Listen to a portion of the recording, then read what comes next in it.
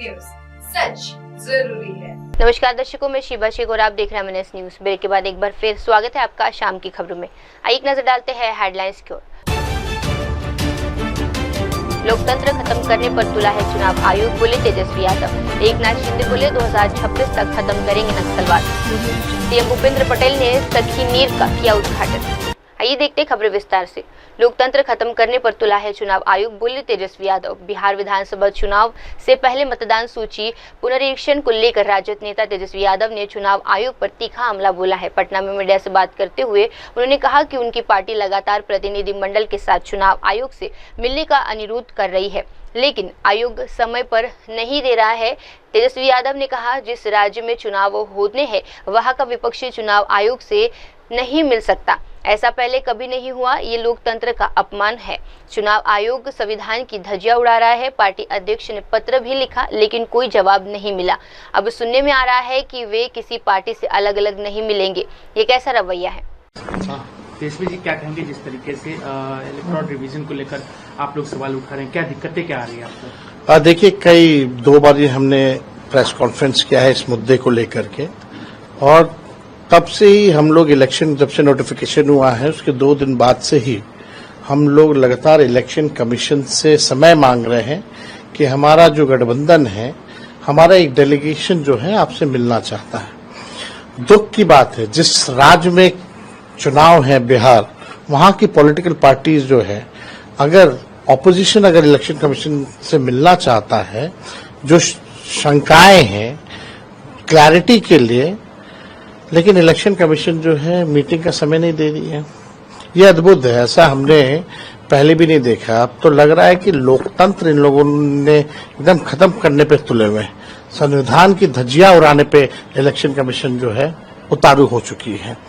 आप देखिए, लगातार फोन पे बात हुई तो बोला गया कि नहीं फोन पे नहीं, राष्ट्र अध्यक्ष जी को बोलिए कि चिट्ठी लिखेंगे तब हम अलाउ करेंगे।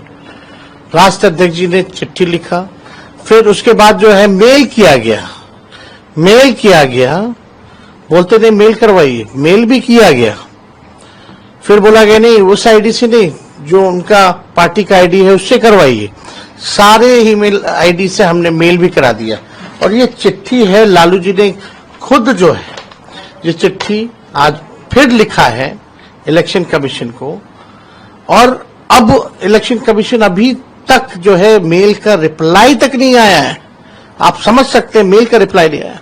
और एक लौता राज्य है जहां बिहार में चुनाव होने जा रहा है, और हमारी कुछ शंकाएं हैं, कंफ्यूजन पैदा हो रहे वोटर्स के मन में, और हम पॉलिटिकल पार्टी से आप मिलना नहीं चाह रहे।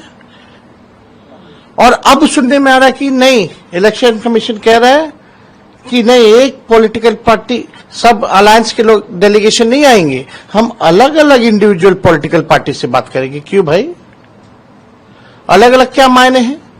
अगर हमारा डेलीगेशन है, हमारा अलायंस है, अगर हम एक साथ अपनी बात को रखना चाहते हैं, आप गरीबों का वोट काट रहे हैं, यानी आपके पास कोई जवाब नहीं है, आपकी चोरी जो है वो पकड़ी गई है। अब इलेक्शन कमीशन लगता है कि मोदी जी का कमीशन हो गया है, बीजेपी का कमीशन हो गया, और बीजेपी इस मामले में चुप है, नीतीश जी इस मामले में चुप है।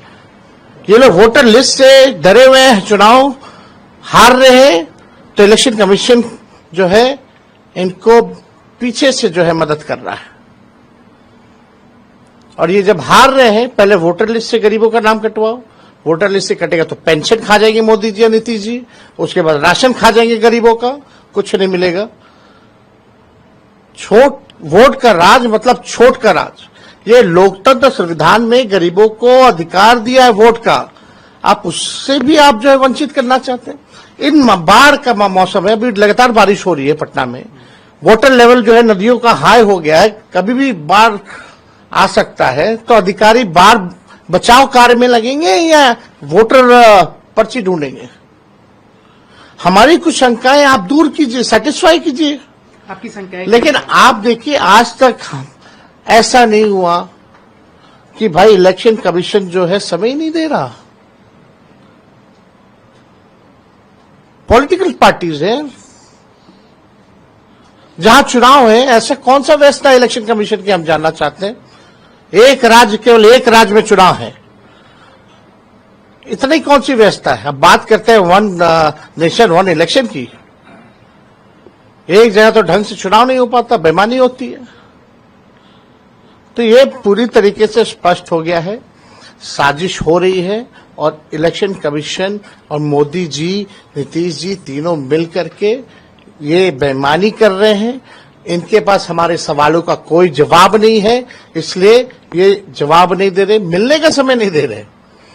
आप बताइए फिर क्या क्या क्या फायदा है फिर इलेक्शन कमीशन का। आप चुनाव क्यों कर रहे हो, मत करो चुनाव, ऐसे बैठा दो और एक्सटेंशन दे दो। ये क्या दिखावटी है ये लोग से। And where is election commissioner, वो मिस्टर इंडिया क्यों बने हुए हैं। एक प्रेस कॉन्फ्रेंस का उन्होंने एक प्रेस कॉन्फ्रेंस करके भी जवाब नहीं दिया, मुद्दे पे नहीं बात करते, कथा सुनाते हैं लोग। तो हम लोग तो जो देख रहे हैं कि क्या हो रहा है, अब हमको लगता है कि ये लोग जो है प्रेसिडेंट रूल जो है वो लागू करवाएंगे। देखिए आने वाले समय में ये बड़ा साजिश होने जा रहा है। बिहार में मोदी जी जो है प्रेसिडेंट रूल लगवा करके, राष्ट्रपति शासन लगवा करके सारा कमान अपने हाथ में लेने वाले हैं। आप सोचिए कितना बड़ा मुद्दा है ये। गरीबों का अधिकार छीना जा रहा, वोट का अधिकार छीना जा रहा है और इलेक्शन कमीशन मिल नहीं रही है पॉलिटिकल पार्टी से। हम पूछना चाहेंगे भाई और क्या करें, मिलने का नहीं समय दीजिएगा तो क्या करें, कहां है जस्टिस। ये तो अन्याय हो रहा है। तो क्या आपको लग रहा है कि आने वाले दिन में आप लोग के लिए और चुनौतियां होगी इस तरीके से अगर किया जाएगा तो? नहीं तो सब लोग नंगे होंगे। आप सोचिए आखिर क्यों नहीं मिलना चाह रही है भाई इलेक्शन कमीशन। एक सिस्टम है, एक ढांचा है, एक स्ट्रक्चर है। इंडिपेंडेंट बॉडी सिर्फ अब कहने के लिए हो है, बाकी सारा बीजेपी का गुणगान गाते हैं ये लोग। आरएसएस और बीजेपी के ऑफिस में कार्यक्रम बनता है इलेक्शन का, वोटर लिस्ट वहां तैयार होता है और बस शेड्यूल भी वहीं तैयार होता है और बस इलेक्शन कमीशन घोषणा करने के लिए और कुछ करने के लिए नहीं है। मोदी जी हो या बीजेपी के कई नेता कितना बार चुनाव में धर्म के नाम पे गंदी गंदी भाषाओं का इस्तेमाल किया है। आज तक इलेक्शन कमीशन ने प्रधानमंत्री या गृह मंत्री या उनके जितने चिंटू पिंटू हैं उन पे कोई कार्रवाई नहीं की है। ऑन रिकॉर्ड में कह रहा हूं, चाहे कर्नाटका में बजरंग बली के नाम को लेकर के किस प्रकार से नफरत फैलाने की बात प्रधानमंत्री कह रहे थे, यहां मंगलसूत्र छीनने की बात कर रहे थे प्रधानमंत्री, कहीं भी कार्रवाई इलेक्शन कमीशन ने नहीं किया। चुनाव के दिन, वोटिंग के दिन प्रधानमंत्री रोड शो करते हैं, प्रचार करते हैं, कोई कार्रवाई नहीं की जाती है। Election commission has become a puppet. ये करारा जवाब मिलेगा। ये लोकतंत्र की जननी है बिहार और लोकतंत्र की जननी से लोकतंत्र को खत्म करना चाहते हो, ये बिहार और बिहारी बर्दाश्त नहीं करेगा। तो आप आगे क्या करेंगे कि आप कह रहे हैं कि आप प्रेस कॉन्फ्रेंस कर रहे हैं, ईमेल भेज रहे हैं लेकिन रिप्लाई नहीं। अगर नहीं मिलना तो स्पष्ट मना करे, इलेक्शन कमीशन नहीं मिलना है, नौटंकी ना करे। एक अंतिम सवाल, आज राजनाथ सिंह भी आए हैं जहां आप कार्यक्रम कर रहे थे, कह रहे थे कि हम लोग फिर जो है तीसरी बार नीतीश जी के साथ सरकार बनाने जा रहे हैं, नीतीश जी के गुणगान कर रहे थे, कैसे देखते हैं? देखिए भाजपा सबसे बड़ी पार्टी, इनके पास कोई चेहरा नहीं है और अमित शाह जी ने स्पष्ट कर दिया कि चुनाव तक ही जो है इनको रखेंगे या चुनाव के बाद जो है वो हो जाएगा। अब जदयू थोड़ी रहेगी, अब तो भाजपा का प्रकोष्ठ हो गया जदयू। आइए बढ़ते हैं अगली खबर की ओर। एकनाथ शिंदे बोले 2026 तक खत्म करेंगे नक्सलवाद। महाराष्ट्र के उप मुख्यमंत्री एकनाथ शिंदे ने राज्य में नक्सलवाद को लेकर बड़ा दावा किया है। उन्होंने कहा कि गढ़चिरौली जैसे नक्सलवाद प्रभावित इलाकों में अब धीरे धीरे शांत हो रहे हैं और नक्सलवाद लगभग खत्म होने की कगार पर है। शिंदे ने ये भी स्पष्ट किया कि राज्य सरकार और गृह मंत्रालय का लक्ष्य 2026 तक नक्सलवाद को पूरी तरह समाप्त करना है। उन्होंने चेतावनी दी कि नक्सलवाद समर्थकों के खिलाफ सख्त कार्रवाई की जाएगी। उप मुख्यमंत्री मुख्यमंत्री के अनुसार अब नक्सलवाद प्रभावित क्षेत्रों में विकास से कार्यों को तेजी से आगे बढ़ाया जा रहा है, जिससे वहां के लोगों को मुख्य धारा से जोड़ा जा सके। इन्होंने ये आषाढ़ी वारी में अर्बन नक्सल लोगों ने घुसखोरी की है, ऐसा एक मुद्दा उठाया था, तो इसकी जांच की जाएगी।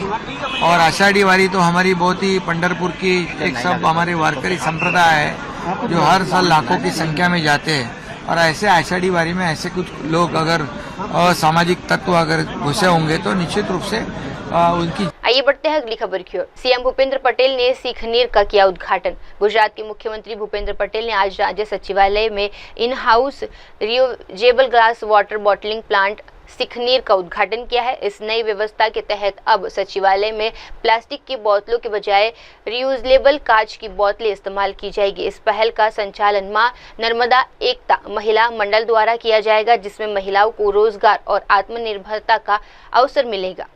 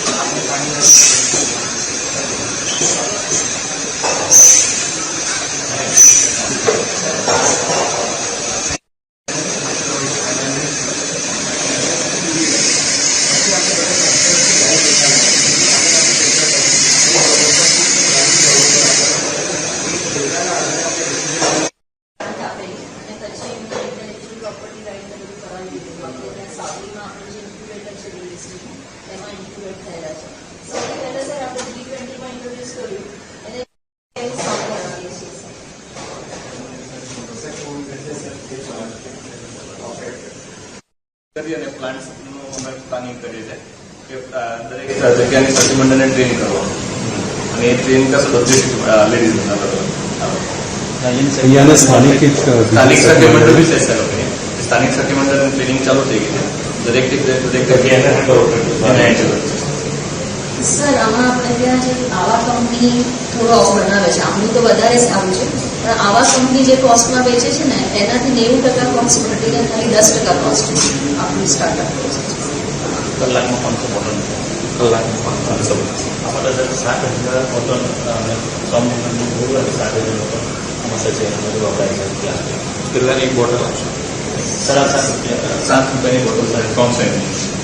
500 ની બોટલ છે 15 રૂપિયા. આપણે પેલા પ્લાસ્ટિક વાળા એટલે થઈ અને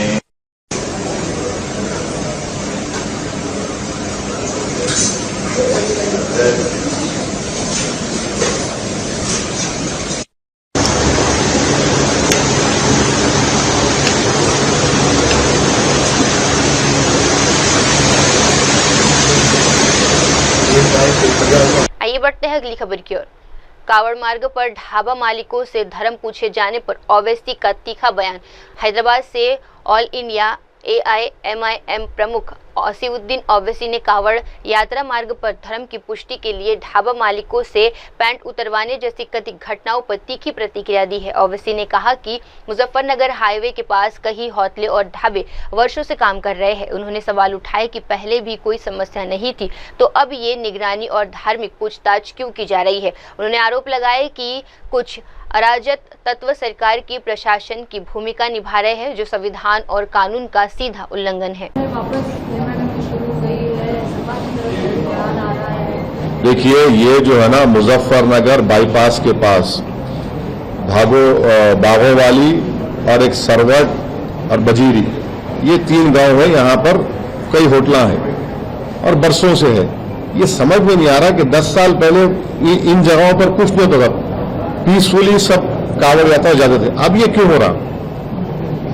और फिर वो होटल पे गए, एक पकड़ लिए एक आदमी को, उसका आधार कार्ड दो, बोले वो नहीं। ये होते कौन? ये विजिलेंटी होते कौन ग्रुप्स?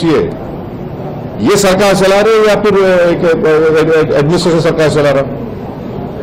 उसका आधार कार्ड नहीं मिला तो बोले पैंट उतारो। क्या है ये गंदगी है? और फिर बाद में मालूम हुआ पुलिस नोटिस दी। नोटिस देने से नहीं, उनको अरेस्ट करो, रोको आप उनको। अगर पुलिस अपना काम नहीं कर रही तो ये सब विजिलेंटीज कर रहे हैं वहां पर। ये खुद गवर्नमेंट बने हुए हैं, सुपीरियर गवर्नमेंट बने हुए हैं। तो सर ये इंडियन अलायंस के नेता भी ये कह रहे हैं कि ये यात्रा को हेटरेट में नहीं बदलना चाहिए। अगर सरकार सपोर्ट कर रही हो तो ठीक है। नहीं, कोई हेटरेट नहीं, कोई हेटरेट की बात नहीं कर रहे। जाके तुम्हारा पैंट उतारो, तुम क्या बोलते हैं? उनके कोई लीडर को बोले तुम्हारा पैंट उतारो, क्या बोलते हो लोग? एसपी के अरे क्या बात कर रहे हो? वो जो बेचारा उसका नाम गोपाल है, क्या है तमाशा है? किसको राइट है जाके होटल में? कौन है आप बोलने वाले? किसके? आप जाते कैसे होटल में? आप हु आर यू? आप पुलिस है। सुप्रीम कोर्ट ऑर्डर दिया last time, supreme court order आज भी रिलीवेंट है। आप होते कौन जाने वाले वहां पे? तुम्हारे को धरना देना है, तुम जाके धरना तो होटल में कैसे जाते? तुम किसकी होटल है? तो तुम होते कौन? तुम गवर्नमेंट है, तुम कानून है, कौन है तुम? एसपी के जो फॉर्मर एमपी है वो क्वेश्चन कर रहे हैं कि who gave them the right to make people take off their pants, and also is there any difference between the terrorists and people who open fire on in Belgaum? So that I don't speak for any other political party. I speak for my political party, which I have said. अब उनका मैं कहीं को बोलूंगा, उनके पास है, उन्हें बोलते हैं, मैं क्यों बोलूंगा? के नाम पर जो है ये देखिए, किसी सिटीजन को जाकर होटल में घुस के ये तुम्हारा नाम बोलो, आधार कार्ड दिखाओ, अरे तू होता कौन भाई? तू होता कौन पूछने वाला? और सरकार क्यों अलाउ कर रही है लोगों को? आप कल के दिन अगर कोई टीवी चैनल में चल जाएगा, एंकर को पूछेंगे, आपके जितने बड़े एंकर है, तेरा नाम क्या है बोल।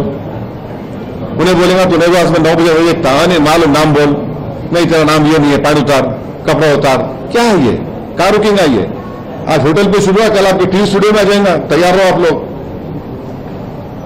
आप क्या डिमांड करते हैं? अरे हमारा एक ही डिमांड है कि रूल ऑफ लॉ को फॉलो करिए।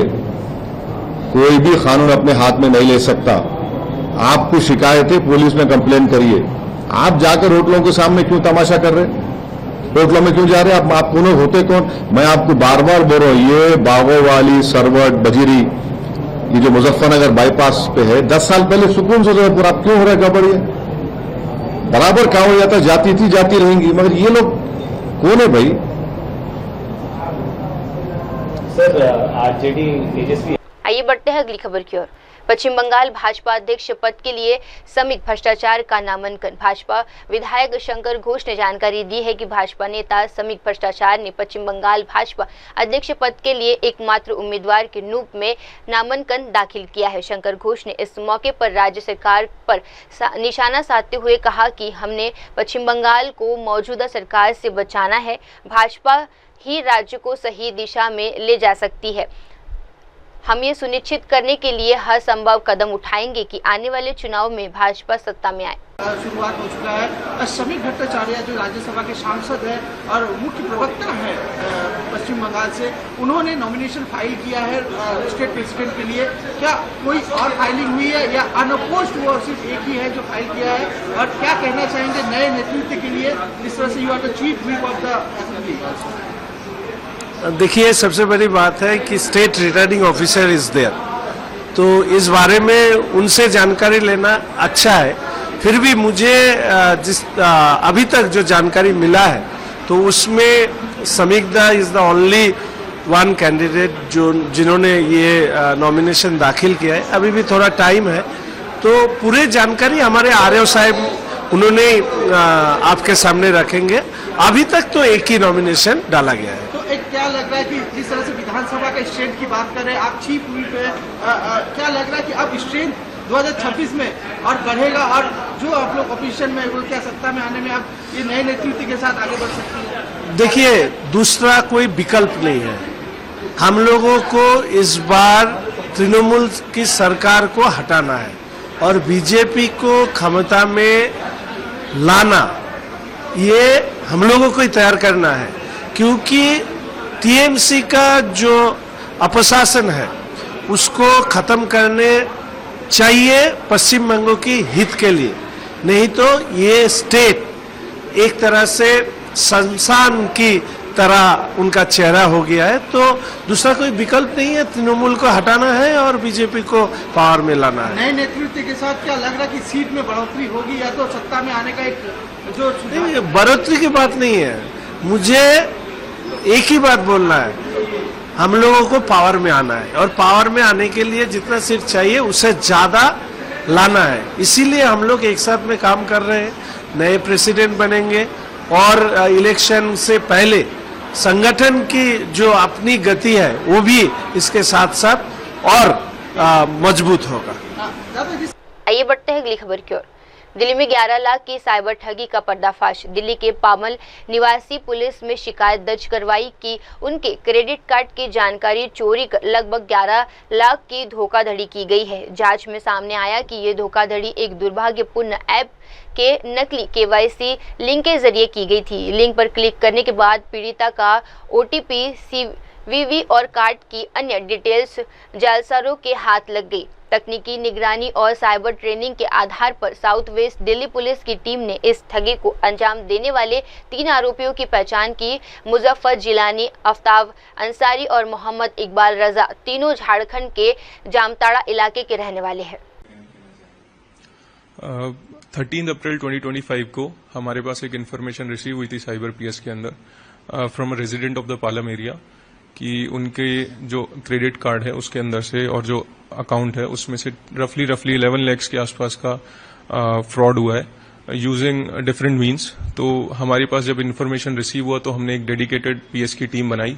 उसने सारी इन्फॉर्मेशन को कलेक्ट करते हुए ये आइडेंटिफाई किया कि मलिशियस ऐप और एक फेक केवाईसी लिंक दिया गया था जो विक्टिम थे उनको, जिसके थ्रू सारी की सारी इन्फॉर्मेशन, उनके ओटीपीज, उनका सीवीवी, क्रेडिट कार्ड के डिटेल्स, नंबर्स, अदर थिंग्स, वो सारा उन्होंने शेयर कर दिया उस ग्रुप के अंदर।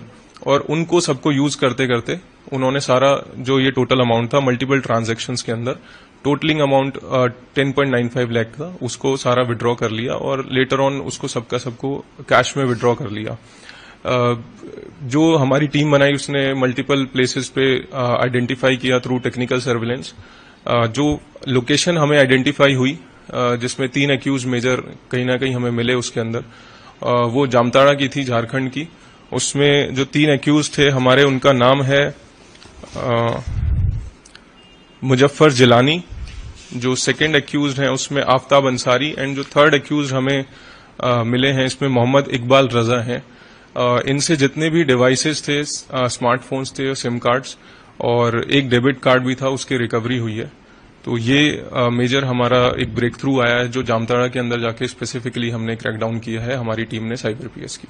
कितने लोगों के साथ फ्रॉड किया है? हमारे पास जो इन्फॉर्मेशन अभी आई थी उसमें तो हमारे पास एक का ही इन्फॉर्मेशन आया था जिसके बेसिस पे हमने पूरा ट्रैकडाउन किया। बट अभी इन्वेस्टिगेशन फर्दर ऑनगोइंग है आइडेंटिफाई करने के लिए कि क्या क्या और उन्होंने ऐसे ऐसे केसेस करे हुए हैं। अगर जो इन्फॉर्मेशन आएगा तो then we will share again with you. उसमें मेजर 5 स्मार्टफोन्स है हमारे, 6 सिम कार्ड हैं और एक डेबिट कार्ड जो है उसकी रिकवरी हुआ है। आइए बढ़ते हैं अगली खबर की ओर। विजय वडेट्टीवार और आदित्य ठाकरे की संयुक्त प्रेस कॉन्फ्रेंस। विजय वडेट्टीवार और आदित्य ठाकरे की संयुक्त प्रेस कॉन्फ्रेंस। शिवसेना यूबीटी नेता आदित्य ठाकरे के साथ संयुक्त प्रेस कॉन्फ्रेंस में कांग्रेस नेता विजय वडेट्टीवार ने भाजपा विधायक बबन राव लोनीकर की कथित टिप्पणी को लेकर तीखी प्रतिक्रिया दी है। विजय वडेट्टीवार ने लोनीकर से माफी की मांग की और सत्तारूढ़ भाजपा पर आरोप लगाए कि वे ऐसे बयानों का बचाव कर रही है जो किसानों के सम्मान के खिलाफ है। इससे पहले 1 जुलाई को कांग्रेस विधायक नाना पटोले को विधानसभा से एक दिन के लिए निलंबित कर दिया गया था, जब उन्होंने स्पीकर के पोडियम पर चढ़कर लोनीकर और कृषि मंत्री मानिकराव कोकाटे के खिलाफ कार्यवाही की मांग की थी। पटोले का आरोप था कि दोनों नेताओं ने किसानों का अपमान किया है, जिसे लेकर विपक्षी लगातार सरकार को घेर रहे हैं। आज सभागृहामध्ये शेतकऱ्याचा अवमान करणारा आमदार लोणीकर यांनी काही खुलासा केला। आम्ही त्यावेळेस मागणी केली की तुम्ही शेतकऱ्याचा अपमान केला आहे, त्यामुळे तुम्ही पहिल्यांदा माफी मागा। ते माफी मागत नव्हते। ते खुलासा करताना सांगतात मी असं बोललोच नाही, हे माझं बोलणं तोडून मोडून दाखवलं। माझ्या हाडात शेतकरी आहे, माझ्या रक्तात शेतकरी आहे, माझ्या मांसात शेतकरी आहे। अरे तुझ्या मांसात आहे की हाडात आहे की रक्तात आहे, पण तो बोलून मोकळा झाला आहे। तर शेतकऱ्यांची माफी मागायचं सोडून ते आपला खुलासा करत होते। मी असं बोललो नाही। सगळ्या महाराष्ट्रातील लोकांनी बघितलं की त्यांनी जे म्हटलंय मोदी तुमचा बाप आहे हे ते सांगितलं त्या ठिकाणी। त्यांनी त्याच्या पलीकडे जाऊन सांगितलं तुमच्या अंगावरचे कपडे मी दिलेत, आमच्या सरकारने दिलेत। तुमच्या बहिणींना आईना 1,500 रुपये लाडक्या बहिणीचे मी दिलेत, माझ्या सरकारने दिलेत, यांच्या बापांनी दिलेत। अशा पद्धतीने त्यांनी उल्लेख केला होता। त्यामुळे समस्त शेतकऱ्यांचा अपमान लोणीकरांनी केलेला आणि म्हणून आमची मागणी होती की तुम्ही माफी मागा।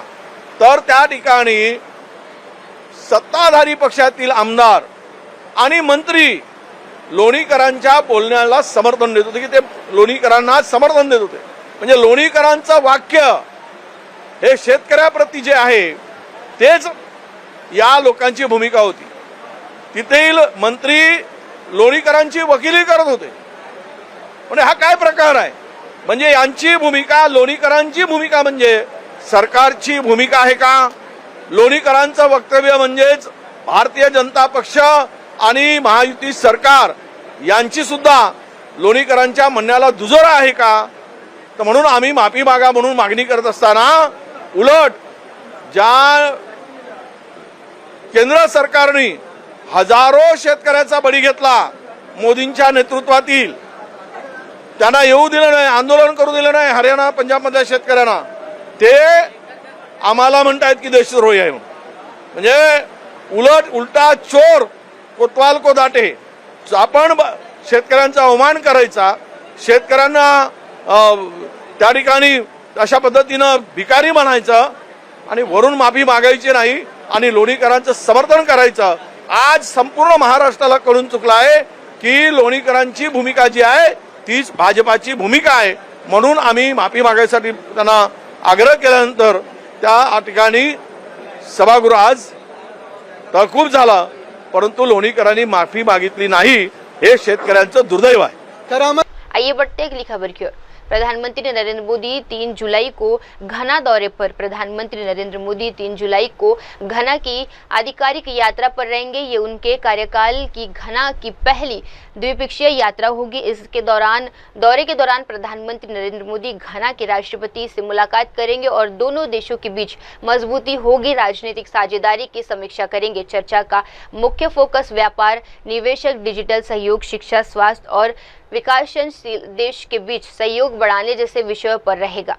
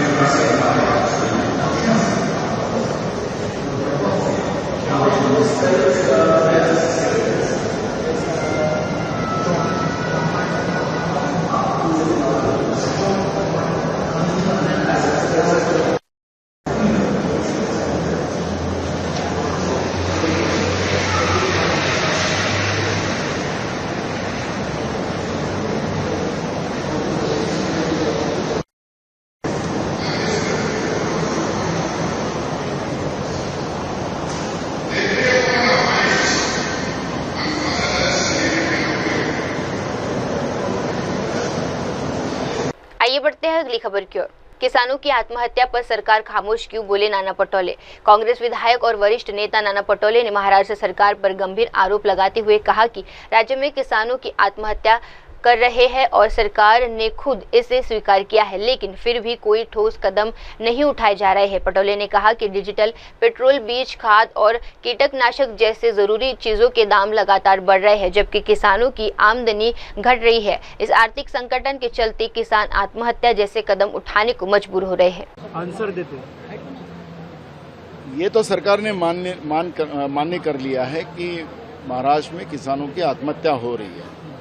हम तो वही बताना चाहते हैं कि तुम्हारी जो किसानों को फंसाने वाली जो योजनाएं होती है हर बार, जो नरेंद्र मोदी भी हो बोलते हैं कि मैं दुगनी दाम करूंगा, तुम्हारे फसल को दाम दुगना मिलेगा, हम खर्चे कम करवाएंगे, तो अभी तो खर्चे बढ़ गए हैं। डीजल में खर्चा बढ़ा दिया, पेट्रोल में खर्चा बढ़ा दिया, बीज में बढ़ा दिया, फर्टिलाइजर में बढ़ा दिया, इंसेक्टिसाइड में बढ़ा दिया, सब में खर्चे बढ़ा दिए और किसान को दाम कम मिलता है। ये तो अब सच है और उसी से किसानों की आत्महत्या हो रही है। महाराष्ट्र की सरकार ने सत्ता में आने के लिए किसानों की कर्जा माफी की घोषणा की थी, लेकिन मुख्यमंत्री रोज घुमा रहे हैं, हम करेंगे। ये किसानों को बर्बाद करके ही शांत बैठेंगे, ऐसी परिस्थिति आज महाराष्ट्र में है। खरीफ हंगाम में लास्ट ईयर, अभी तो नया खरीफ हंगाम शुरू हो गया बारिश का, गए साल के भी पैसे अभी तक किसानों को दिए नहीं सरकार ने, तो स्वाभाविक है किसानों की आत्महत्या हो रही है। और इसलिए आज हमने विधानसभा में स्थगन के माध्यम से हमने ये प्रस्ताव रखा और हमें आज ही इसमें चर्चा होना चाहिए। उसके लिए हमने माननीय अध्यक्ष को कहा, लेकिन अध्यक्ष भी सरकार के साइड में है, किसानों के साइड में नहीं है। ये भी आज आप सब लोगों ने देखा है। तो इसलिए हमने हमारा बहिर्गमन किया है। हम जनता की आवाज़, किसानों की आवाज़ हमेशा उठाएंगे, सरकार को झुकाएंगे और न्याय दिला के रहेंगे, यही हमारी भूमिका है। सोयाबीन, तूर, कापूस जो बिक्री थी उसके ऊपर भी अभी परसेंटेज कम कर दीजिए, किसान को ऊपर जो प्रॉफिट होने वाला था वो भी कम होगा। बिल्कुल, तो मैं आपको जब ही कहा है कि खर्चा बढ़ा दिया, डीजल हो, फर्टिलाइजर हो, इंसेक्टिसाइड हो, पेट्रोल हो, तो ये सब चीज़ों के रेट बढ़ा दिया और उसके फसल के दाम नीचे कर दिए। और जब किसान को दाम ज़्यादा मिलने की कोशिश रही थी तो इनका इंपोर्ट शुरू हो जाता, बाहर के देशों से माल मंगा लेते। इनके जो मित्र है मोदी जी के, उनको फायदा कैसा उसके ऊपर सोचा जाता है, किसानों के बारे में नहीं सोचा जाता है। आदिवासी पहाड़ में वीडियो सामने आया कि प्रस्तुति के दौरान 15 किलोमीटर उसको जाना पड़ा। लाड़की बहन योजना को पैसा डाइवर्ट किया है। आदिवासी जो पहाड़ है, दलित बस्ती, उधर का निधि, डेवलपमेंट का निधि समाज कल्याण मंत्री कहते हैं कि हमारे पास निधि नहीं। ये किस तरह देखते हो? देखो, महाराष्ट्र में किसानों की बदहाली आपने देखा होगा कि आज लातूर जिले में एक किसान को बैल नहीं था तो खुद ने अपने को जोत लिया और उसकी बीबी उसको हाँक रही है। ये महाराष्ट्र की परिस्थिति बन चुकी है। किसानों के बेहाल कर दिए, आदिवासियों के बेहाल कर दिए, दलितों के हाल खराब कर दिए, ओबीसी की हालत खराब कर दिए, बच्चों की स्कॉलरशिप नहीं देते, उनके पैसे उधर ट्रांसफर कर लेते और लाडली बहन को बदनाम करने का काम कर रहे हैं। और ये जो स्थिति बनी हुई है, ये सरकार झूठ और फरेब की सरकार है और ये सरकार को जनता का डर नहीं रहा है।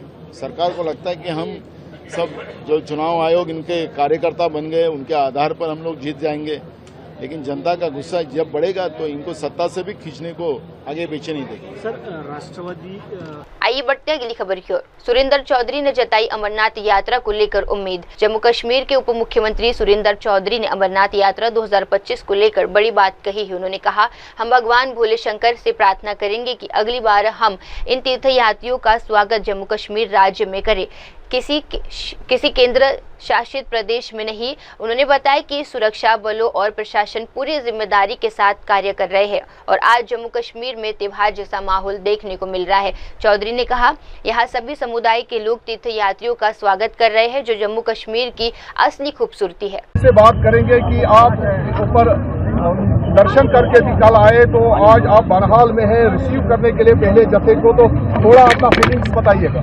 देखिए, जब मैं यहाँ खड़ा आया हूँ, बेनाल में खड़ा हूँ, तो मैं as a deputy chief minister Jammu Kashmir सरकार की तरफ से यहाँ, और सजाद शाहीन साहब जो हमारे ऑनरेबल एमएलए हैं बेनाल के, और मैडम शमीम जी जो चेयरपर्सन है यहाँ की बोर्ड की, और हम सब यहाँ पे आए हैं सरकार की तरफ से अपने यात्रियों की, अपने देश और दुनिया से जो लोग अमरनाथ यात्रा पे आए हैं उनका स्वागत करने के लिए, और उन सबको ये बताने के लिए कि उमर अब्दुल्ला साहब, जब हम यहाँ खड़े हैं तो उमर अब्दुल्ला सरकार यहाँ आपका स्वागत कर रही है। उमर अब्दुल्ला जो ऑनरेबल चीफ मिनिस्टर हैं जम्मू कश्मीर सरकार के, वो इनका स्वागत कर रहे हैं। तो इसलिए आज जब हम यहाँ पे खड़े हैं तो बंदोबस्त आपको अपनी अपनी जिम्मेवारी, जो बंदोबस्त में चाहे वो सिक्योरिटी फोर्सेज हैं, चाहे सिविल एडमिनिस्ट्रेशन है, वो अपनी अपनी जिम्मेवारी निभा रही है। और आपने देखा कितनी खूबसूरती से सारा यात्रा चल रही है, और सुबह ये जम्मू से चली और कल की लखनपुर से चली, और सबका आज सुबह वहाँ से झंडा दिया गया, और ये आज यहाँ बनाल में पहुंचे हैं। आज सड़कों पे ऊपर एक त्योहार है, एक फेस्टिवल चल रहा है, और यही जम्मू कश्मीर की खूबसूरती है। आज जब बनाल में हम खड़े हैं, आप देखें यहाँ हिंदू भी है, यहाँ मुसलमान भी है,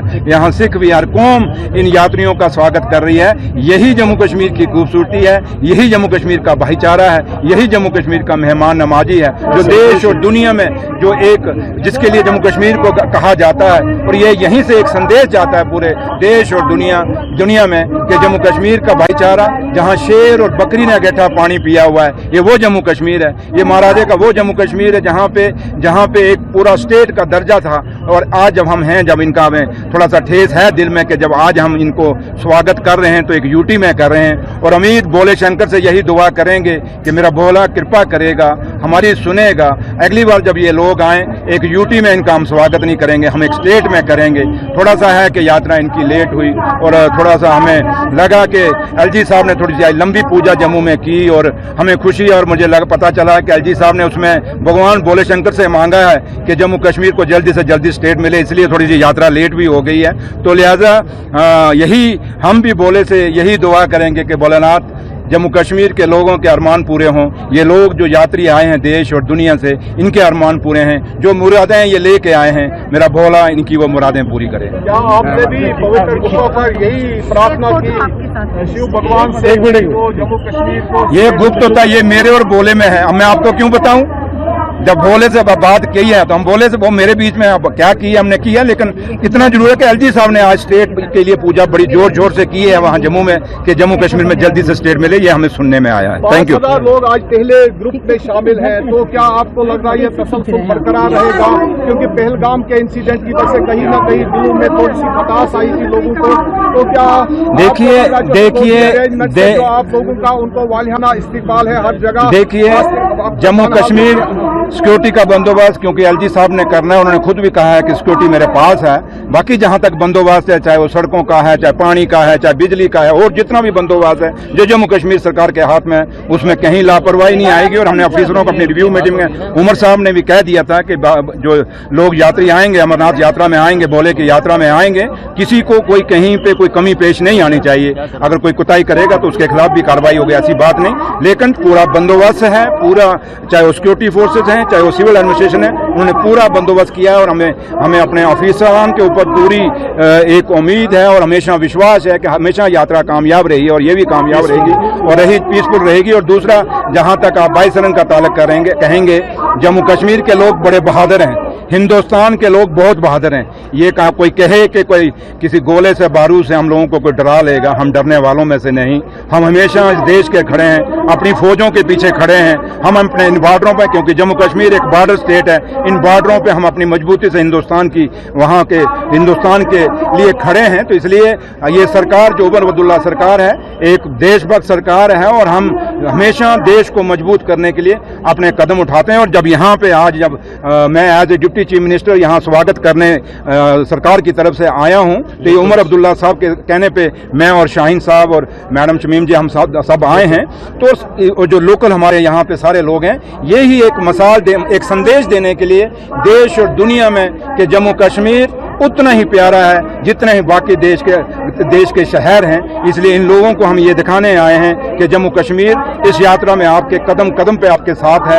यात्री मत सोचें कि हम आप घरों से उठ के आए हैं, आप ये सोच के चलें कि एक घर छोड़ के आए हैं तो ये दूसरा घर भी आप है। जैसे कोई नानके जाता है, कोई दादके जाता है, उस तरीके से ये घर भी अपना है। तो इसलिए पर रिस्ट्रिक्शंस है तो उसमें क्या हुकूमत की हाँ, ये बात मुझे लोकल्स ने यहाँ मिले हैं बैनाल में, उन्होंने कहा कि हमारी कोई लोकल्स जो ट्रांसपोर्ट है उस पर रिस्ट्रिक्शंस लगाई हैं। मैं वापस जाके ऑनरेबल सीएम साहब को, क्योंकि यहाँ से वापस जाके अब मैंने मिलूंगा, मैं ऑनरेबल सीएम साहब को, उमर साहब को जाके बताऊंगा, ये चीजें डिस्कस की जाएंगी। क्योंकि यात्रा के साथ साथ कई लोग, कोई मरीज है, कोई स्टूडेंट्स हैं, किसी का एग्जाम है, किसी ने स्कूल कॉलेज में जाना है, या किसी और कई लोगों को जरूरी काम है, कई लोगों ने जम्मू और कश्मीर के बीच में जाना है। तो हम नहीं चाहेंगे कि इस दौरान उनको कोई कहीं ना कहीं कोई तकलीफ हो, ना यात्रियों को हो, ना जो लोग जम्मू कश्मीर के लोकल यहाँ के रहने वाले हैं उनको हो। इसके लिए बात मैं चीफ मिनिस्टर साहब के नोटिस में लाऊंगा और इसका हल भी निकालेंगे। थैंक यू, बहुत बहुत शुक्रिया।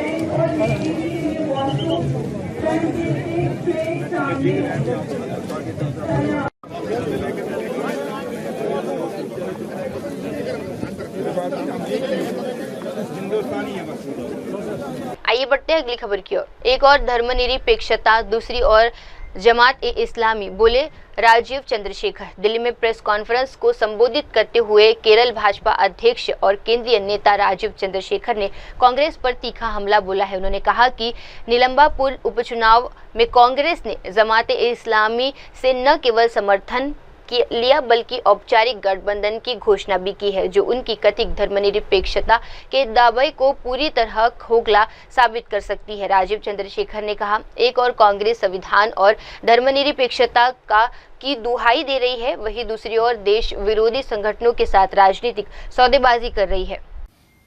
एंटी सेक्युलरिज्म, ये इनका भाषा है, ये मैं नहीं कह रहा हूं।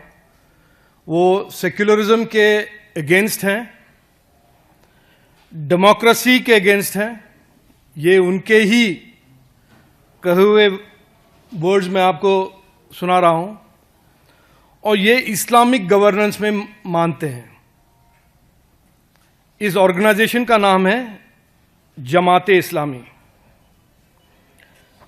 बहुत सालों तक देश के मेन स्ट्रीम राजनीति में और पॉलिटिक्स से बाहर रखा गया था, क्योंकि जैसे मैंने कहा, कांग्रेस के लोग भी इसको एक डेंजरस ऑर्गेनाइजेशन मानते थे। लेकिन पहली बार राहुल गांधी के पुराने कॉन्स्टिट्यूएंसी और प्रियंका गांधी के आज के कॉन्स्टिट्यूएंसी वायनाड में जो नीलंबूर बाई इलेक्शन हुआ, उसमें पहली बार कांग्रेस ने खुल के फॉर्मली जमात इस्लामी के सपोर्ट उन्होंने लिया, प्रचार हुआ और वहां पर वो इलेक्शन जीते। ऐसे बेशर्मी, कांग्रेस एक बेशर्म पार्टी है, इसके बारे में देश में कोई दो राय नहीं है। लेकिन एक साथ वो कॉन्स्टिट्यूशन हाथ में पकड़कर घूमते हैं, सेक्युलरिज्म की बात करते हैं, देश के कॉन्स्टिट्यूशन और देश के कॉन्स्टिट्यूशन अंडर थ्रेट कहते हैं, बीजेपी को कम्युनल पार्टी का एक प्रोपेगेंडा चलाते हैं। लेकिन सच यह है कि जो प्रोस्क्राइब्ड एंटी नेशनल पार्टीज हैं, proscribed anti democracy, anti constitution parties हैं, उनके साथ ये जो अपॉर्चुनिस्टिक पॉलिटिक्स इस देश में कांग्रेस पार्टी और इंडी अलायंस ही करते हैं। हाल ही में खरगे साहब ने कहा कि आप ये 50th एनिवर्सरी इमरजेंसी के क्यों मना रहे हैं, लोग भूल गए हैं। लेकिन ये एक बहुत महत्वपूर्ण सबूत भी है और कारण भी है कि आज भी कांग्रेस पार्टी उनके डेस्परेट राजनीति, किसी तरह से जीतने की राजनीति के लिए Indian constitution, Indian secular values, Indian democracy के साथ खिलवाड़ करता है। तो लोग इमरजेंसी के बारे में न भूलें और आज जो हो रहा है, कांग्रेस और इंडी अलायंस जो कर रहा है, उसको याद दिलाने के लिए ही भाजपा इमरजेंसी के बारे में और ऐसे जो एंटी नेशनल एलिमेंट्स के साथ राजनीति कर रहे हैं और जमात इस्लामी जैसे जो संगठन को मेन स्ट्रीम पॉलिटिक्स में लाने की कोशिश कांग्रेस कर रहा है, इसका खुलासा हम कर रहे हैं। मैं आपको ये भी बता दूं कि आज तक जमात के साथ, जमात इस्लामी के साथ जो उनके गठबंधन होते थे, उनका जो अलायंस होता था, वो सीक्रेट होता था। थोड़ा शर्म कांग्रेस में और इंडिया अलायंस के पार्टनर्स में होता था, वो खुलेआम बाहर नहीं आते थे इसके बारे में। लेकिन पहली बार वायनाड और नीलंबूर के इस बाई इलेक्शन में कांग्रेस ने इनके दबाव के कारण, जमात के दबाव के कारण ओपनली इस अलायंस के बारे में अनाउंस किया है। जमात इस्लामी के हेड जो हैं, अलग अलग पॉलिटिकल पार्टीज के हेड होते हैं, जनरल सेक्रेटरी होते हैं, प्रेसिडेंट होते हैं, लेकिन जमात इस्लामी के हेड का टाइटल का नाम है अमीर। अमीर जमात इस्लाम के अमीर जो हैं, उनका नाम है मुजीब रहमान। और उन्होंने एक स्टेटमेंट हाल ही में डाला है कि देश में कोई भी ऐसा पार्टी नहीं है जिन्होंने जमात का मदद नहीं लिया हो, और केवल एक ही पार्टी है जो जमात के साथ या जमात का उन्होंने मदद नहीं लिया है, वो है भाजपा, भारतीय जनता पार्टी। इन्होंने कहा ये, यानी कि लेफ्ट हो या आरजेडी हो या जो भी ये नमाजवादी पार्टीज हों, सभी ने जमात और इसी तरह के ऑर्गेनाइजेशन का सहारा लेकर वो अपना राजनीति करते हैं। कांग्रेस पार्टी, मैं क्लियरली कहना चाहता हूं, इतने साल लोगों को भड़काकर, लोगों को बेवकूफ बनाकर उनकी राजनीति उन्होंने चलाया है। आज बाकी सब लोग, बाकी सब कम्युनिटीज जाग चुके हैं और उनका एकमात्र स्ट्रैटेजी है कि मुस्लिम कम्युनिटी के साथ तुष्टीकरण की राजनीति करें, उनको बेवकूफ बनाएं, उनको डराएं। और आप बिहार में देखिए या उत्तर प्रदेश में देखिए, बिहार में इमारत शरिया के साथ, केरल, कर्नाटक, तमिलनाडु, तेलंगाना, आंध्र प्रदेश में जमात इस्लामी के साथ, कर्नाटक में जमात ही नहीं, जमात के साथ एसडीपीआई, पीएफआई के साथ उनका राजनीति चल रहा है। और पहले भी इस तुष्टीकरण की राजनीति के सबूत हम देख चुके हैं। 26/11 में जो टेररिस्ट अटैक हुआ था, उन्होंने कहा नहीं, ये पाकिस्तानी टेररिस्ट नहीं है, ये आरएसएस है। बाटला हाउस में जब टेररिस्ट अटैक हुआ, सोनिया गांधी एक खटाखट से डिफेंड करने के लिए और जस्टिफाई करने के लिए निकली। पुलवामा में जो टेररिस्ट अटैक हुआ, उन्हें कहा नहीं, बीजेपी ने करवाया है। पहलगाम में जब टेररिस्ट अटैक हुआ, रॉबर्ट वाड्रा ने कहा कि ये इसका जस्टिफिकेशन 370 का रिपील। तो हर बार कांग्रेस की भाषा जो है, मैं आपको एक और उदाहरण देता हूं। जब आइए बढ़ते हैं अगली खबर की ओर। दिल्ली सचिवालय में जनता के लिए सुझाव पेटी की स्थापना। दिल्ली की मुख्यमंत्री रेखा गुप्ता ने उत्तरी दिल्ली से आने वाली जनता की शिकायतों और सुझाव सीधे सुनने के लिए एक नया कदम उठाया है। उन्होंने दिल्ली सचिवालय में सार्वजनिक सुझाव पेटी स्थापित की है। मुख्यमंत्री ने कहा कि हम सीएम कार्यकाल से ही पेटी रखेंगे ताकि सुझाव और शिकायतों में कोई हेरफेर न हो और जनता की आवाज सीधे मुझ तक पहुंचे। उनका मानना है कि इस सीधे संवाद की प्रतिक्रिया से सरकार लोगों की अपेक्षाओं के अनुसार बेहतर काम कर सकेगी। निधन हो गया है जो 40 साल तक दिल्ली गवर्नमेंट में नौकरी करके 1995 में रिटायर हुई थी, वो इस वक्त गेस्टेड पोस्ट पे थी। हम दोनों हस्बैंड वाइफ रिटायर लाइफ आराम से अपनी फ्लैट नंबर 29 राजा एन्क्लेव पीतमपुरा दिल्ली में गुजार रहे थे, मगर मेरे छोटे बेटे ने ये वो धोखे से गिफ्ट दी। इनको मदद चाहिए। मेंटेनेंस वाला मेरे पास चल रहा है, एक फेरी में इनको दे चुकी और अगली चलिए पर इसको जाइए एडीएम कंझावला को ऑर्डर करें कि इस केस पे जल्द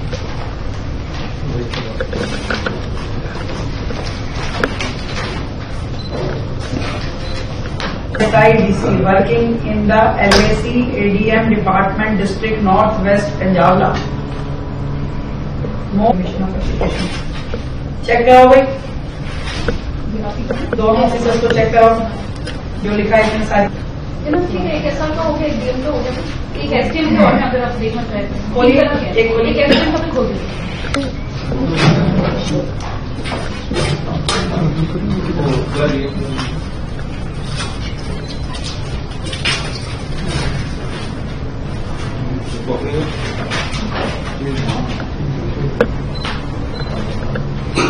resident welfare association Madanpur Dabas की है। 300 मीटर का नाला दोनों तरफ से जोड़ने हेतु कृपया ध्यान दें। नाले की ठीक है, चलिए बर्बाद यहाँ पे सीएम ऑफिस ला करके ही हम खुद ही खोलेंगे ताकि किसी भी प्रकार की मैनिपुलेशंस की कोई उसमें लीकेजेस की कोई उसमें गुंजाइश ना रह जाए और लोगों की जो शिकायत है सीधा मुझ तक पहुंचे जिस रूप में वो कहना चाहते हैं। और यहाँ पे मैंने 3-4 बॉक्सेस खुद से खोल करके भी देखे हैं और मैं अभी सारी कंप्लेंट्स निकाल करके इसको पढ़ने वाली। मुझे लगता है कि जो सीधा संवाद है दिल्ली की जनता से राज्य की मुख्यमंत्री का, ये बहुत इम्पोर्टेंट है क्योंकि जो वो अपने मन की बात कुछ भी कहना चाहते हैं वो सीधा मुझ तक पहुंचे और उनकी कही हुई बातों पे सरकार प्रशासन कार्रवाई करे। इससे मुझे जो प्रशासनिक व्यवस्था है उसको बेहतरी मिलेगी और लोगों की समस्याओं की ओर संज्ञान भी लेगी। आइए बढ़ते हैं अगली खबर की ओर। राजनाथ सिंह ने नागरिकता संशोधन कानून का किया समर्थन। पटना में रक्षा मंत्री राजनाथ सिंह ने नागरिकता संशोधन कानून सीएए को लेकर एक बार फिर जोरदार बयान दिया है। उन्होंने कहा कि पड़ोसी देशों में अल्पसंख्यकों पर हो रहे अत्याचारों को देखते हुए भारत ने सीएए को पारित किया है। उनका दावा है कि इस कानून का सबसे ज्यादा विरोध वही लोग कर रहे हैं जो अल्पसंख्यकों के लिए घटियाली आंसू बहाते हैं। राजनाथ सिंह ने कहा, भाजपा दुनिया की एकमात्र पार्टी है जिसने पड़ोसी देशों में अल्पसंख्यकों की रक्षा के लिए कई कानून का संशोधन किया है। यही सच्चाई धर्मनिरपेक्षता है। उन्होंने धर्मनिरपेक्षता का दावा करने वाली पार्टियों को चुनावी देते हुए पूछा कि जब 1975 में संविधान में धर्मनिरपेक्ष शब्द जोड़ा गया था तो जम्मू कश्मीर के संविधान में इसे क्यों शामिल नहीं किया गया। एक कलंक से कम नहीं है मेरे दोस्तों। साथियों, पड़ोसी देशों में माइनॉरिटी कम्युनिटी पर ढाए जा रहे जुल्म को देखकर हमारी सरकार ने ये सिटीजनशिप अमेंडमेंट एक्ट पारित किया, जिसका विरोध उन राजनीतिक दलों ने सबसे ज्यादा किया जो दिन रात माइनॉरिटीज के लिए घड़ियाली आंसू बहाते रहते हैं। उन लोगों ने विरोध किया। क्या दुनिया के दूसरे देशों में माइनॉरिटी हमारे पाकिस्तान में है, बांग्लादेश में है, अफगानिस्तान में है, यदि हम वहां रहने वाले अल्पसंख्यक हिंदू हो, सिख हो, ईसाई हो, तो उनके ऊपर कोई जुल्म ढाया जा रहा है, क्या भारत को उनको नागरिकता नहीं देनी चाहिए? यह नागरिकता हमारी सरकार ने दी है। और बहनों भाइयों, पूरे देश को बराबर इन लोगों ने गुमराह करने की कोशिश की है। इन तथाकथित सेकुलर लोगों ने यह कोशिश की है पूरे विश्व में साथियों, भारतीय जनता पार्टी एक ऐसी अकेली पार्टी है जिसने पड़ोसी देशों में माइनॉरिटीज पर होने वाले जुल्म को खत्म करने के लिए नागरिकता कानून में संशोधन किया। न केवल वकालत की बल्कि सरकार बनते ही उस पर काम भी प्रारंभ किया और उसके बाद में पारित भी कर दिया। इसे कहते हैं सच्चा सेकुलरिज्म, इसे कहते हैं सच्चा पंथ निरपेक्ष। मैं सेकुलरिज्म के नकली पैरोकारों से मैं पूछना चाहता हूं कि जब साल 1976 में आपातकाल के दौरान संविधान के 42वें संशोधन के माध्यम से सेकुलर शब्द जोड़ा गया, तो क्यों इन शब्दों को जम्मू और कश्मीर के संविधान में नहीं जोड़ा गया? क्या जम्मू एवं कश्मीर को सेकुलर नहीं होना चाहिए था? लेकिन उसमें नहीं जोड़ा गया, जहां पर कश्मीरी पंडितों को मजहब के आधार पर टारगेट किया जा रहा था। और साथियों, हमने भारतीय संविधान की धारा 370 को समाप्त किया है और तब जाकर जम्मू कश्मीर में वास्तव में जम्मू कश्मीर यह सेकुलर हो पाया है। साथियों, भारतीय संविधान का एक लिविंग डॉक्यूमेंट, जीवंत डॉक्यूमेंट है। भारतीय संविधान एक हमारा जीवंत एक दस्तावेज है। उस पर स्वस्थ तरीके से बहस का चलना लोकतंत्र की ताकत की निशानी है, मैं ऐसा मानता हूं। मगर जनता को संविधान के नाम पर गुमराह करने की जो कोशिश एक बार फिर कांग्रेस और आरजेडी के लोग करना चाहते हैं, उसमें वे इस बार कामयाब नहीं होंगे। और इस देश में सेकुलरिज्म को सबसे अधिक खतरा यदि किसी से है तो इन छद्म सेकुलर वादियों से है। मेरे बहनों भाइयों, इसके प्रति भी हम सबको सजग रहना चाहिए। साथियों, इस बार लोकसभा चुनाव में हमारे देश के सामने सेकुलर सिविल कोड को लागू करने का संकल्प व्यक्त किया है। भाजपा के संकल्प पत्र के निर्माण समिति का भी मैं अध्यक्ष रहा हूं दोनों बार। मैं तो यही कहूंगा कि मोदी जी जो कहते हैं वही करते हैं। जो कहा है अक्षरशः उसे पूरा किया है। और साथियों, यह काम भी वो जरूर करेंगे जो लोग भी सेकुलरिज्म को सही मायनों में मानते हैं। उन्हें सेकुलर सिविल कोड के निर्माण में अपना समर्थन देना चाहिए। आइए बढ़ते हैं अगली खबर की ओर। दरक्षा अपराधी ने तीर्थयात्रियों का किया तहे दिल से स्वागत। जम्मू कश्मीर में अमरनाथ यात्रा के पहले जत्थे के स्वागत के लिए जम्मू कश्मीर वक्फ बोर्ड के अध्यक्ष दरक्षा अपराधी से एक विशेष भंडारे का उद्घाटन किया। उन्होंने इस अवसर पर कहा, ये भारत की खूबसूरती है कि हिंदू और मुसलमान एक साथ है और हम तीर्थयात्रियों का तहे दिल से स्वागत करते हैं। दरक्षा अपराधी ने कहा कि आज पूरा कश्मीर उन सभी यात्रियों का सम्मान और स्वागत कर रहा है। उन्होंने पुलिस और उपराज्यपाल के काम की भी सराहना की जो दिन रात मेहनत कर रहे हैं ताकि यात्रा सुचारू और सुरक्षित रहे।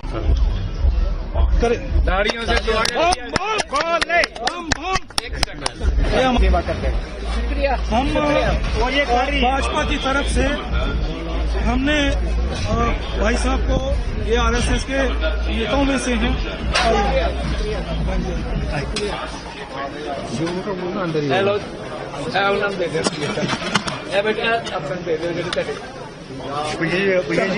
आइए जी, आइए बहन।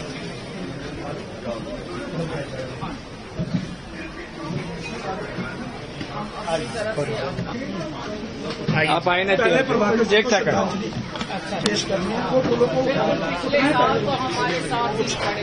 साथ ही थे साहब, आप आए, आप इधर से कर लीजिए, पीछे कर कोई बात नहीं।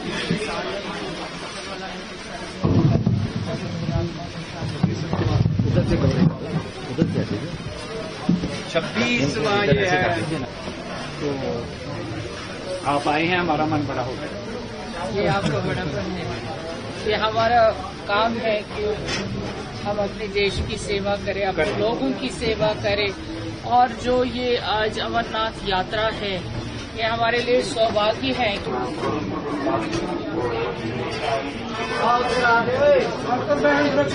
जिंदाबाद जिंदाबाद जिंदाबाद।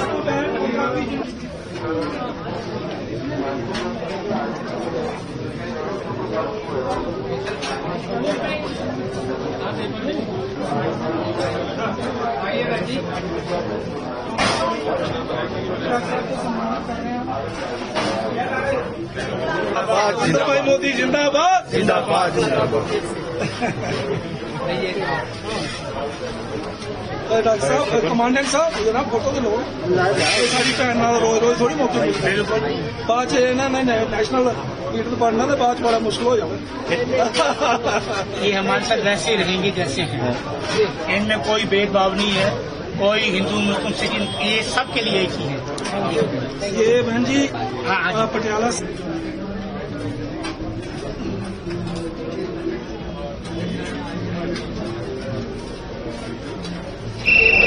ये जादव है, ये मित्र मंडल है, मित्र मंडल। वेलकम जी, वेलकम।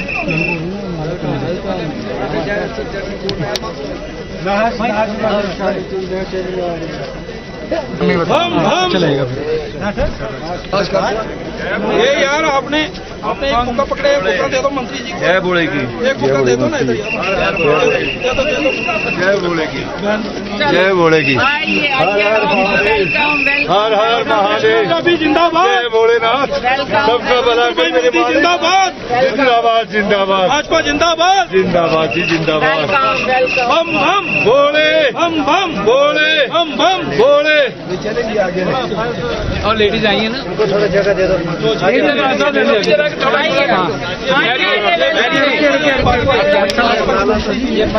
आइए, वेलकम।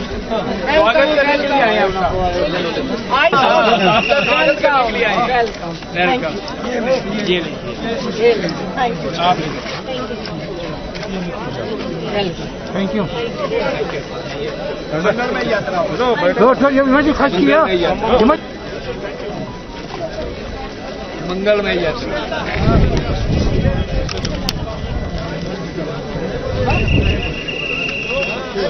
जय बोले, जय बोले, जय बोले। हर महादेव।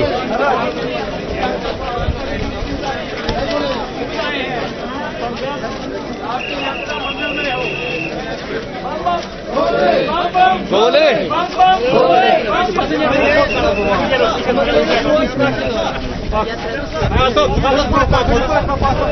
बस क्लियर हो।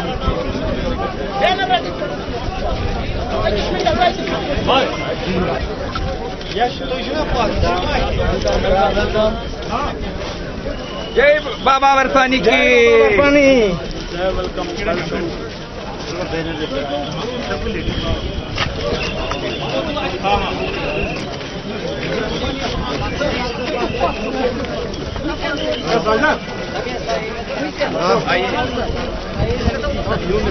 भारत माता की, भारत माता की जय श्री राम, जय श्री राम, जय वीर बजरंगी, हर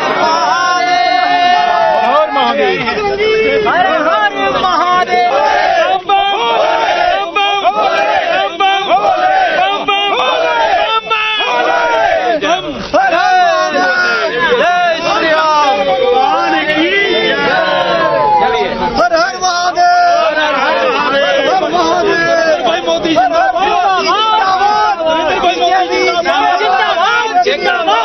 की जय, भारत माता की जय, भारत माता की जय, जिंदाबाद, मोदी जिंदाबाद, मोदी जिंदाबाद, मोदी जिंदाबाद, मोदी जिंदाबाद, मोदी जिंदाबाद, मोदी जिंदाबाद, मोदी जिंदाबाद, मोदी जिंदाबाद, सिन्हा साहब जिंदाबाद।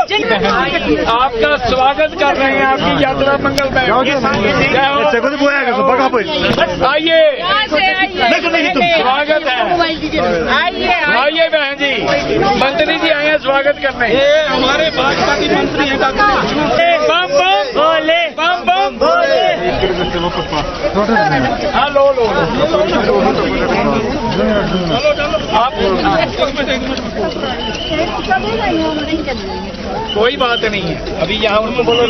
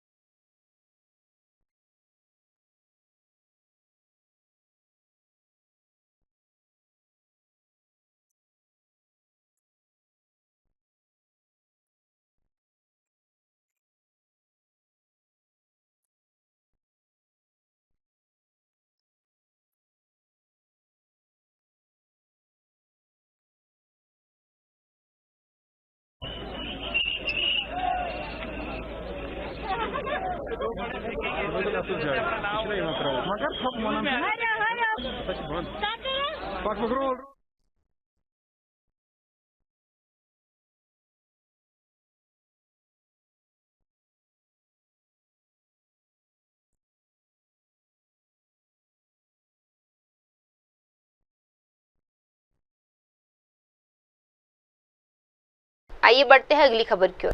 मंडी के गोहर गांव में 9 एनडीआरएफ जवान लापता। हिमाचल प्रदेश के मंडी जिले में भारी बारिश और आपदा के बीच चिंता की खबर सामने आई है। एनडीआरएफ के द्वितीय कमान अधिकारी रंजीत शर्मा ने बताया कि मंडी के गोहर गांव में 9 जवान लापता है। इसके अलावा करसोगन में 2 और दूतान क्षेत्र में लगभग 20 जवान लापता बताए गए हैं। एनडीआरएफ की 3 टीमें तुरंत प्रभावित क्षेत्रों में बचाव और राहत कार्यों के लिए तैनात की गई है। अधिकारियों का कहना है कि वे हर संभव प्रयास कर रहे हैं ताकि लापता जवानों को सुरक्षित निकाला जा सके। स्थानीय प्रशासन और राहत एजेंसियां भी इस आपातकालीन स्थिति से निपटने के लिए पूरी तरह सक्रिय है।